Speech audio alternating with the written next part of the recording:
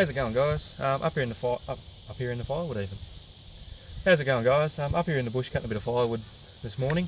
We're just about finished up here. I'm just going to give the saw a bit of maintenance before it goes away. But I got a question in the form of a YouTube comment from someone by the name of Henry. I won't give out his last name just in case he doesn't want to be identified. Just asked a few questions about chain sharpening and that sort of thing. So I figured I'll take you along while I sharpen this chain for the end of the day. The question he asked was on the 2-in-1 file guide, which I don't own anymore.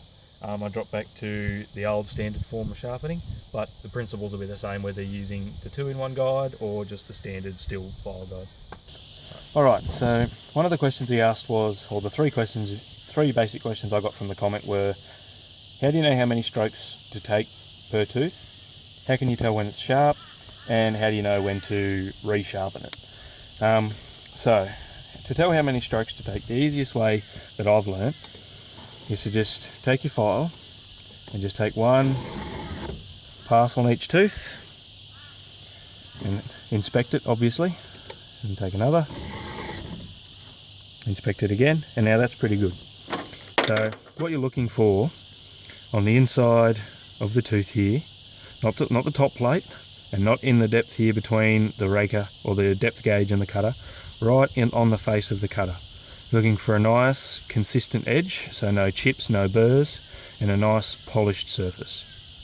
So that took 2 strokes on that tooth. So then I'll go ahead and do 2 strokes on every other tooth, because of course the chainsaw cutters go 2 ways. Do the 2 strokes on every other tooth, flip the chainsaw around, and then do the two strokes on all the other teeth. Alright, so telling if your chain is sharp. The most reliable method that I've come across is to keep an eye on your sawdust.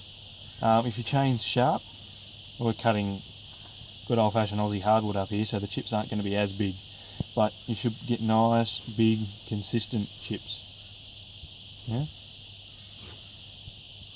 So, when it starts to go dull, you'll start to produce more of a powder. There's a few rocks in here because I picked this up off the ground, but you'll start to get a more powdery form of sawdust. It's the easiest way and the most reliable way to tell if your chain is sharp.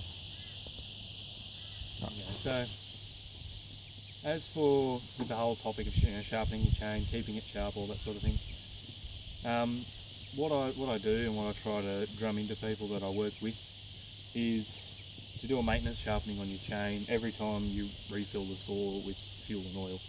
So 2 or 3 light strokes on each tooth just to really bring that edge back and keep it nice and sharp through the whole process. You're gonna use a lot less time sharpening your chain. You're gonna use a lot less effort trying to cut because you won't be cutting with a dull chain most of the time. So 2 wins out of the situation: that you take the extra 5 minutes, have a drink of water, relax, give your chain that quick sharpening while you fill up the saw. And it'll improve your cutting experience tenfold. Thanks for watching, guys. Feel free to subscribe. All kinds of good videos like this on my channel.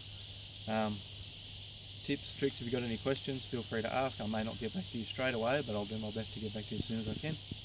And enjoy the rest of your day. Thanks.